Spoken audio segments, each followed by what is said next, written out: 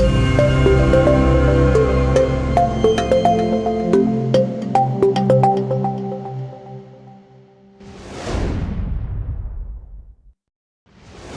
everyone, my name is Shai Kfir. I've been working in our industry for about over 20 years now. The last 6 years in Wix, most of them as a manager. And what I've come to talk to you about today is this transition from an engineer to a manager. This point in time, this time when you make this change. And I'm going to talk about how it works and what are the problems we experience as IT companies. And I've seen this all around happen a lot, and I still see this happening. And I'm going to talk to you about the problems we have with that, with this transition, with this point in time, and why it happens and how to solve it. It's going to be about 30 minutes, and it's not a long talk. And if to put it in one sentence, is make management a thing. That should have been the title of the talk. But let me explain. Let me elaborate a bit. Shai, as I said, I work in Wix as a development manager for the last almost 6 years now. And I've been in the industry for it's a year-old slide, so it's now over 21 years. And about 5 or 6 years ago, my manager came to me and asked me if I was interested in a managerial position. And I said, well, hell yeah, I was thinking about that. And then he said, well, okay, now you're it. And that was it. And then I didn't know what to do. I was totally confused. I thought I wanted it, and okay, now I'm a manager, that's my team, what do I do? So he went to my manager's manager, and I asked, what should I do? And they said, leave it, it'll be okay. So I left it, but it wasn't okay. It was a tough day, week, months. And it's a tough situation to be in, and we keep doing it as an industry. Not all of us, but it happens way too often. It's being done, and I'm seeing that. I've been talking to a lot of people. I've been, beside being a manager, I'm mentoring new managers. I've been coaching. I'm soon to be a certified life coach. So this transition, it's a tough point, and I've been confused, and I'll be talking about this, and it's not going to be short. But we all come from engineering, from IT companies, and the easiest way to describe, to see in your eyes how bad this problem is to refer to something we do know how to do. And at least in Wix and in most of the companies that I've seen, we do take engineering seriously. And let's see, when we hire a new engineer, what do you require from a new engineer when you hire one to any position? Usually, we'll need them to have some college or university or academy, which is 3 to 4 years, let's say 3 years. And then we don't take them fresh out of college. We usually require 2 years of experience. And then at Wix, we are very specific. We take our engineering very seriously, and we have the Wix Academy. And we go, and for 3 fully paid months, all they do is learn how to do engineering the Wix way, what we believe in engineering. It's so strong with Wix, how seriously we take engineering. And after that, after you finish the Wix Academy, and you know how to be an engineer, you know how to code, and you know how to code at Wix, you go to your team, you work for a week or so, and then you push something to production. You make your first impact on production. And then years go by, and then you're offered an engineering, a managerial position. And then what happens? This is the preliminary requirement from an engineer. This is actually it. This happens way too much. You get a pat on the back, and then the next day, you make your first impact as a manager, because as a manager, you make decisions. And you make decisions all the time, even if you're not aware of that. And the next day, you start making decisions, and you don't even know what you're doing. So that's because we're from IT companies. This really demonstrates the difference of how we treat management and engineering. And as I said, all we need to do, I'll keep saying that. Actually, if you've heard that, that's about it. We should treat management as we treat engineering. And what happens the next day? it was mentioned by Tal in the previous talk, you don't even know what you're doing or what you're supposed to do. You don't evaluate yourself right as a manager. You still try to count how many commits, how much code you've pushed to production the same day. Like, you come home and all I've done is do planning, I've been in meetings, I've just talked to people, I resolved conflicts. Well, this is your job, but you still feel you didn't do anything. You don't have any experience. You don't know even what questions to ask.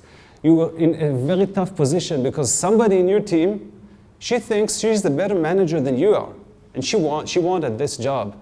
And you have to deal with that. And even as an experienced manager, this is a tough position to deal with.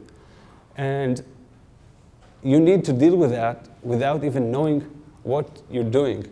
And it's tough. I think what's the lucky part about this is that you're too fresh to understand how deep you are in this thing. You don't understand how bad things are because you're really new to things. The main reason for people leaving their jobs is their direct managers.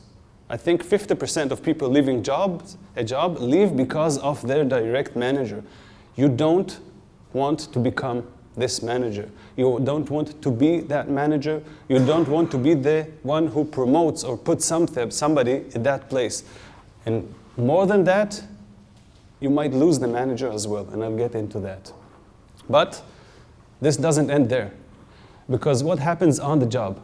After you've moved, you've changed your career, your job from an engineer to a manager. We have, again, most engineering companies, at least most of the companies I know, invest a lot in engineering. We have a lot of methods of improving, of becoming better engineers. We do design meetings and design review. We discuss our software design.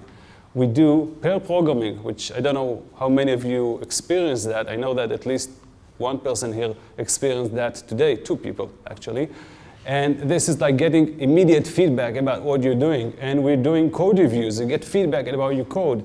You go to conferences, you go to workshops, you read books, guides, tutorial courses. You improve as engineers all the time. And we do it like almost, I hope that at least most of the people here are doing that naturally. And at Wix, again, we take this really seriously. We have the guild. It used to be week or month. There's a time dedicated to improvement as an engineer. You don't do anything directly for production. You're just becoming a better engineer. And this works for us. And we invest 20% of the time. 20% of Wix engineering budget, which is about 100 people all the time, are just improving as engineers. What happens when it comes to managers? The second you become a manager, you go to Mr. Zohar Gur's course, which is just right there for the first time, which is an amazing course, it's a soft skills course, a management course. It's about 5 full days, that teaches you the basics of management. And this is the one thing that changed my view. I didn't know. I told that as the first, when you just appointed as a manager, you get the promotion, you don't know even the questions. This is when I started to realize there is a world out there. This is when I started to realize management is a thing. And so usually you have this management course in most companies, and you get a workshop here and there. But this is not 20% of your time. It's not even 10 or 5. It's way less than that. And it's not less important than engineering. And what makes it even worse, that in most places I've seen, engineers who have become managers still do invest 20% of their time in becoming better engineers. So they still keep investing most of the time in improving as engineers and much less time in improving as managers.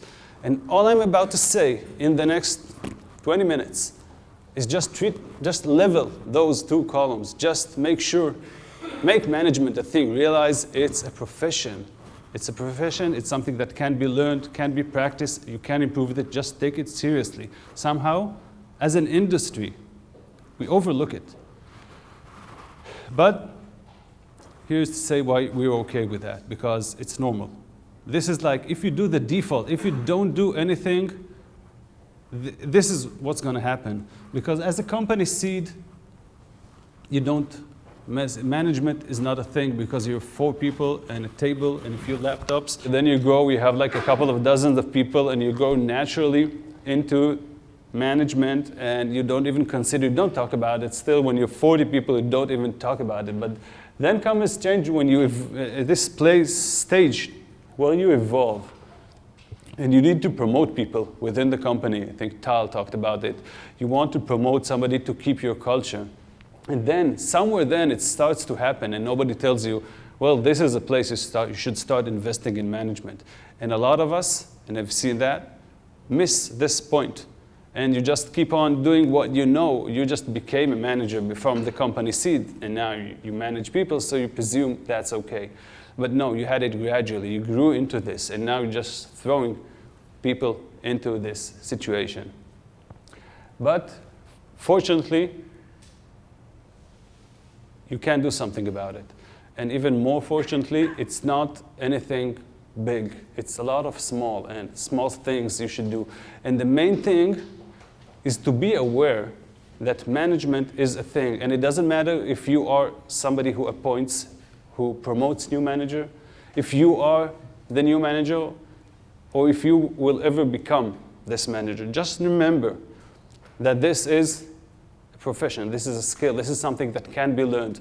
And the internet, the web is filled with resources. You can learn it. And if you remember that, if I would have known that at the stage of the good luck, there are a few people that I was lucky.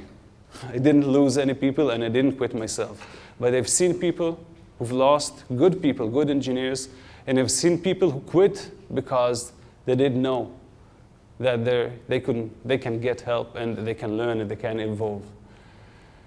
So the first thing we need to do is to find the right people, to promote the right people to managerial position.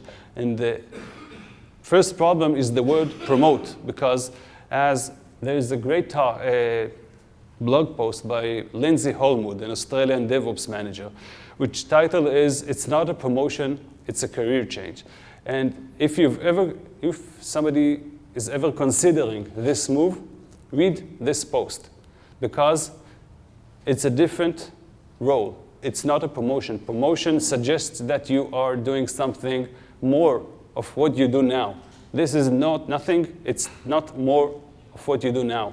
It's a different thing, a completely different thing. It doesn't have anything to do with coding, with efficiency of code. It's not even related. Of course, you'll be still involved with code, but it's not a promotion. There's another talk. I'll put the links at I think in the meetup, a very good post by this dude from Microsoft. Never mind, I don't remember his name. There are 2 great posts about that. Pardon? Scott Hanselman. Scott? Hanselman. No, but it's a close one.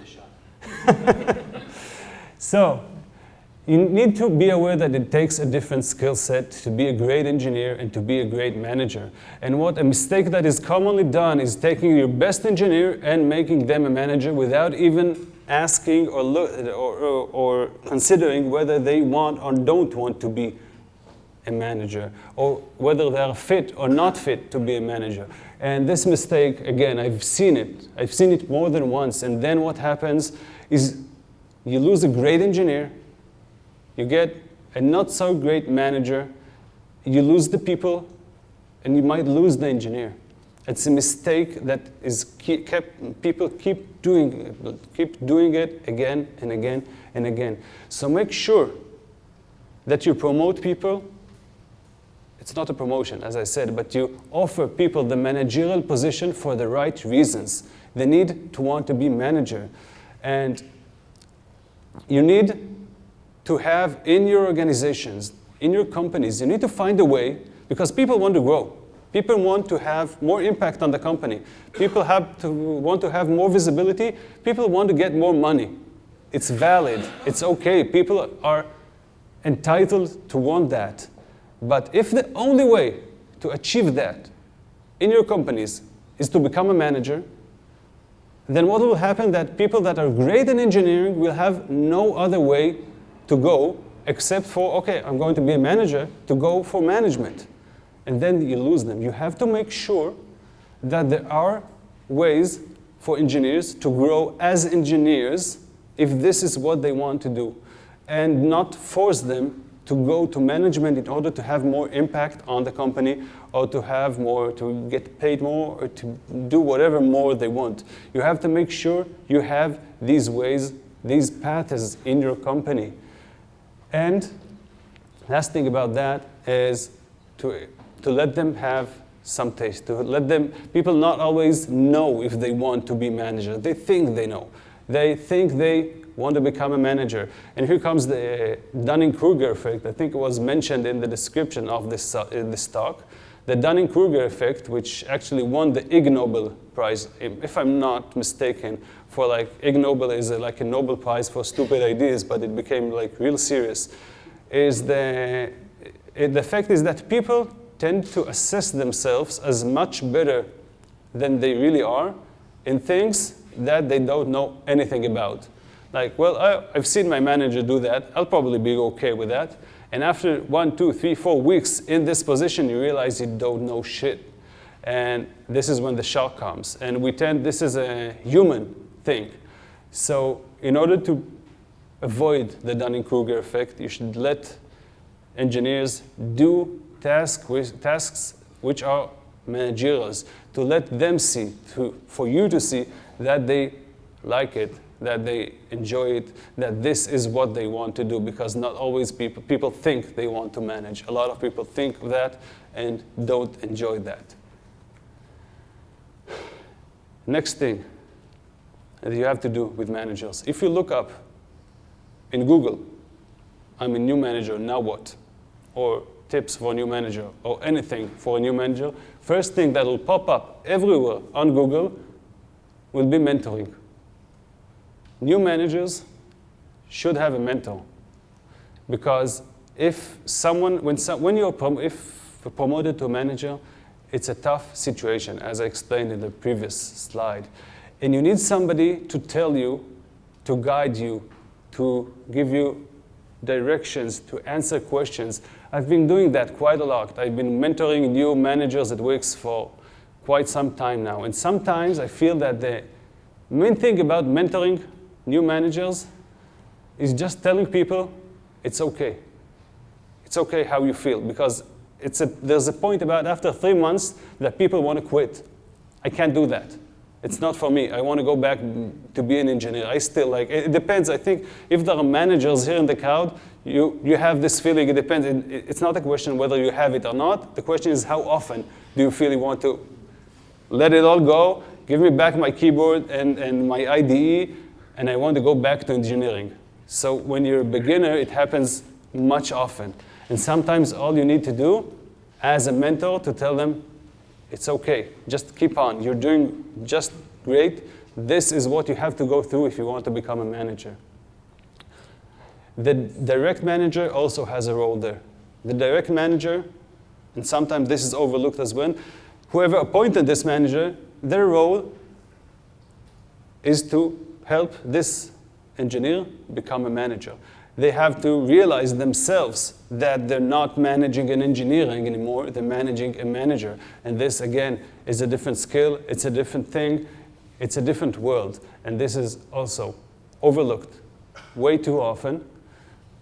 And, of course, HR. I don't know what's the size of the company you work in, if you already have HR. But HR, as I see it, is the place in the organization that should facilitate this process. They should make sure that new managers have mentors. They should make sure that the direct manager knows what she has to do with her new manager that she just promoted. This is, in either no HR, somebody needs to be, and again, I'm not putting the responsibility on anyone specific in the organization. The responsibility, if you are to become a manager, or you are, if you should make sure you have a mentor, and if you already are a manager, be a mentor. Find somebody who just was promoted to this position and help them and support them, because it's really required for the success of this person. Now, as for teaching, Mr. Zargur, again, got this fixed for me. But you need to teach what we've done at Wix. This was kind of something that we did without anybody asking us to. Me and Shai has done this. We had this course. You need to expose when somebody starts to practice management, somebody's become a manager, you need to show them that is a world out there. You should talk about, show them some techniques, show them theories, talk about, expose this world of management, because before you go into that, you're not even aware of the world out there, of how many there are. I'm not sure, but I still suspect that in the world there are more managers than engineers, because it's not only our industry that has managers. And there's a lot of information out there. Just gather something. Create a course. Teach what you know. Create something for those new engineers, for the new managers, and teach them. Show them. Don't show them how to do their job, because you don't know how to do their job, because management's like a tricky thing. You only can be yourself as a manager. Every one of us has their own difficulties and their own personality and will achieve the same goals in the different ways, but you need to show them that they can learn. You need to understand, again, if it's yourselves that have become managers or will become managers, you need to start to find ways to see how you learn as manager. There are books, lectures, there's blogs, there are actually, something funny is that, again, I see a lot, is that people, if you'll pick up an engineer and ask them to install Cassandra on a specific Unix system on Amazon, they just rush to Google, they look it up, and in 2 days they'll find the solution. But then they become managers. And then one of their employees, somebody doesn't underperform and somebody does something, and they sit like that for 2 weeks and don't even ask a question. And what's funny, you could Google, and people don't even bother Googling, like, my employee hates me, what should I do? Try Googling it. You'll get like 20,000 results. Last week somebody asked me, like, I feel my manager micromanages me. What should I do? Google it. Read. Do some research. People from engineering somehow don't realize that management is a thing you can actually Google, and that if you experience something, probably there were 2,000 people that already experienced that and wrote about it. And when it goes to Cassandra on Amazon, it's like completely understandable that you can find this information. And again, this is the whole theme of this talk. Management is a thing. They don't really try to think about it. They don't even ask each other, by the way. People don't, when you need to do some managerial decision, when you need to do some softer decision, you talk to people, you ask for other people's opinions. When you come to managerial decisions, people don't even talk to each other. It's amazing, and you need all you need to know, that you need to talk about it. And it's actually really important to talk about it. And if you're already managers in your companies, you have to talk about it openly. Talk about what you are going through as a manager. Talk about people like it's not a thing. And it's amazing how much you can learn when you speak out your problems as a manager, your difficulties. I've learned a lot from my team because I shared my problems as a manager with them. And guess what? They're adult and they're smart and they know things and they read. Most of them are adult. Most of them are smart. Most of them read a lot, and most of them have great knowledge and great perception of reality. And again, I don't know why it's not even spoken, this thing. Last thing I've done, this was the thing that helped me the most. Maybe it was the last course. We found I was a new manager. I didn't know what to do. I didn't know how to do. I didn't know anything. And I just had bumped into another manager who was in the same situation. And we gathered 4 or 5 people in the same situation and just sat for 1 hour a week in a room and discussed about what we're doing. Somebody raised the problem, we talked about it. And this was one of the most powerful tools I've had as a new manager. And I highly recommend this. So if you are or will be the new manager, just gather around, find if the company is good enough, and it doesn't have to be within your company. Just go into a room, sit for 45 minutes or an hour, and talk about it. Kfir, I can hear you from back here. Thanks. Next point. We actually have, I think, let's see, Tata. Yeah, we have just 2 more points. Expectations, something that we miss a lot as organizations. People don't tell new managers, like I wasn't told, what do we expect from them? And expectations is everything. If I'll ever finish that talk I have about feedback, you'll realize that feedback is an outcome of expectations. You can't tell anyone how to fix their course if you never told them where to go. I realized that the first very unfortunate time I had to fire someone. And then I figured out he didn't do things I never told him he should do. But you should clear the expectations. Just wrote here a few points to fill the slide because I didn't feel okay with an empty slide. Just examples for product management, software development, people management, creative vision, give your people feedback. Anyhow, you should figure out what you are expecting from managers in your organization.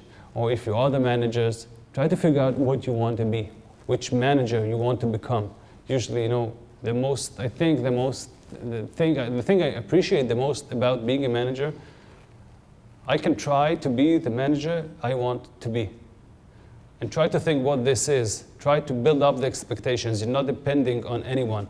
Anyhow, if you find out what expectations you have from new managers, and tell them what you expect from them to learn, what they expect them to do, because I wasn't told, and it took me a long time to realize what I am supposed to do. And if nobody tells you what are the expectations from you, you have 2 options. Either to go ask, like, okay, thank you for the promotion, I'm really honored.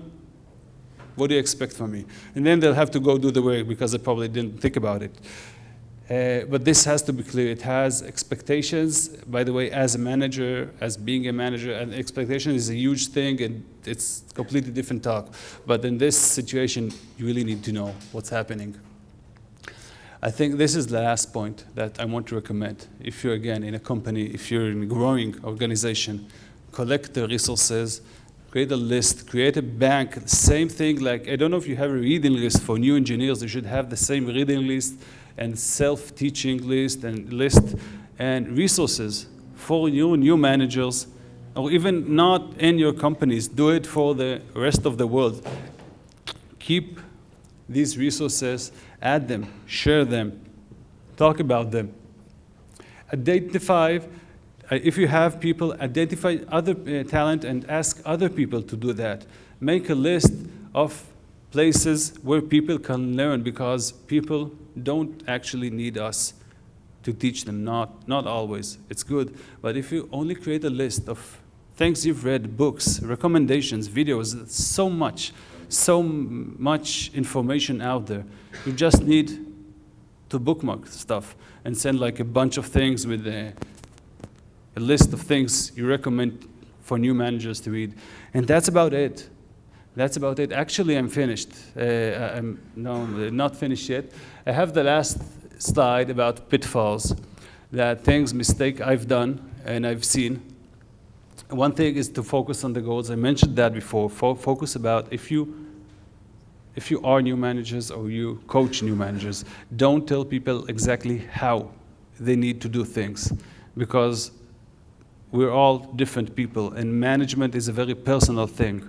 And you will never be another, you can't be like anybody else. You'll find your way of being the manager you are, and you have to do things you can do. You have your strengths and your weaknesses, and you'll find how you do things, how to overcome this. So don't expect new managers to become you, and as new managers, don't expect to become somebody else. But what is all required from all managers is to go the goals, to get there, their own way. You need to show different styles of management. This is something we really noticed when we did this internal course at Wix. We exposed new manager to very different management styles because we didn't want to tell them how to do things, but to show them. We wanted to show them how to learn, to get to learn to know themselves, to know how to achieve the goals their own way. So there are many styles of management, and a lot of successful managers which are very different from each other.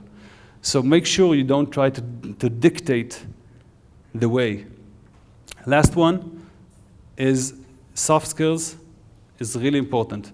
And because we're all engineers, somehow there is this belief that we don't have feelings and we need to be taught some interpersonal skills, which is partially true because we don't have feelings and we need to be taught interpersonal skills.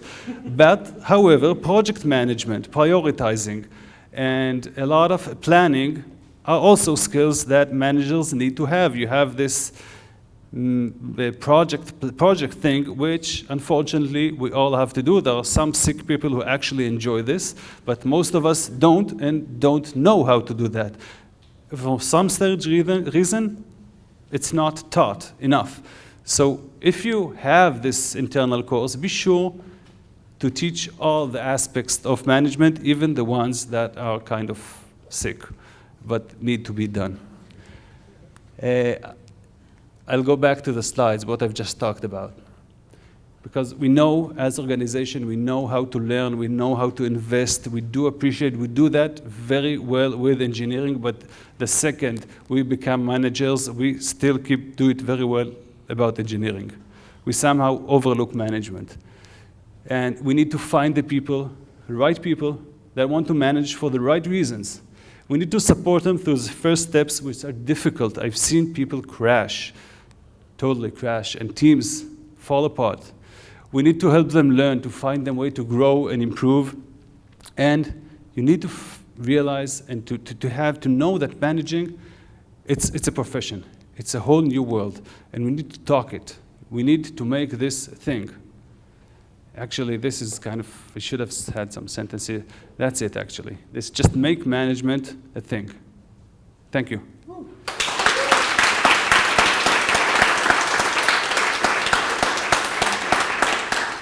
How do you know you want to be a manager? If you're interviewing somebody, how do you know they want to be a manager or an engineer? Actually, I can't answer that. I don't know how to.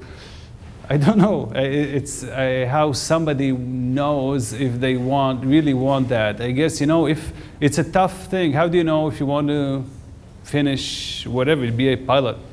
If you're willing to stick with that long enough to go through the suffer of learning that, and I think, how do you know that you want to become an engineer? You have to go to some really nasty courses in university. So if you manage to go through that, you probably want that enough. Want that. I think it's a really personal thing. I'm still not sure, and a lot of people are not sure. And we've seen people who've been managers for 10 or 15 years, managed 70 people in a startup and went back to engineering. You don't have to stick with that. It's just, an experience. Dima was asking, is there a criteria I'm looking for to see if somebody is potentially a good manager or not? First of all, yes, there is. Second, depending on your organization, if you're the IDF, you have to need specific criteria. If you're Wix, you have to be quite different criteria. And it's really depending on your organization. Even within Wix, which is not such a big organization, you have different people managing. You have different subcultures. And yes, you have criteria, but they're not fixed. If I'm looking for somebody that wants to be or think they want to be a manager, I look for qualities. I'm looking for a manager in my group. And somebody that I would have never taken to manage in my group might be, I've seen extremely successful managers that I wouldn't be able to work for 10 minutes with. And they're still extremely successful, and they have extremely successful organization. So yes, they can, but there's no rule for that. And of course, Google it. You'll find. If you want to promote an engineer and she doesn't want to be a manager, or you want to let her grow, and you still want to find ways to promote her, to make her more influential. Give her more, maybe give her more responsibility, give her a greater task, have her coach other engineers, have her do the planning. Slightly different, add more tasks. Add more tasks, influence more people, be responsible for the way they code, do the coding style, or go to teach. Yeah. There's a lot of... Become a manager one day. Pardon? Maybe she'll become a manager. If she wants, but she doesn't want to be a manager. He said, she mentioned this specific engineer doesn't want to be a manager, or I don't know, you're managing But engineer. you still want to show that you're promoting. Yeah, you should ask, and again, just talk to her. Talk to her, not Google it. Talk to her. Like, listen, you're great, you're doing great. You're taking a lot of my hands, and I really appreciate what you're doing. I want you to see doing, I'd like to see you do more, influence more. And talk together, what are the options, what things you think the organization need, and talk to people. As manager, by the way, the best way to know about what people want, need, or think is, actually this is the only way, is to talk to them. It's amazing how much you can achieve from asking people stuff. I have done so many mistakes about that, so many mistakes. The question is whether you should hire for a role or for talent. Usually we hire for a role, but when we see talent, it happens quite a lot in works that, okay, you're really good, come on board, we'll find later what to do. Which is a tough position. It's a tough position to be in, because you're hired and you don't have anything to do and you need to find something, and it works. It's kind of a flat company. You're worth what you make, what you provide, what you actually do, and you don't do anything, which you can do the math about what you're worth at that time, but people grow out of it and it works fine. So usually you need to have a role you don't hire somebody, but what happens if you go to a party and meet the best engineer in the world and she wants to come work at your company? No, I don't have a position for you right now. She's the best you've ever seen. You hire her, then you think. So it turns. It's not like we don't have rules about it. I don't have rules about it, but if you see a great talent and you don't have an exact position just now, grab the talent. It's hard to find talent. The question was, how do I do manager evaluation?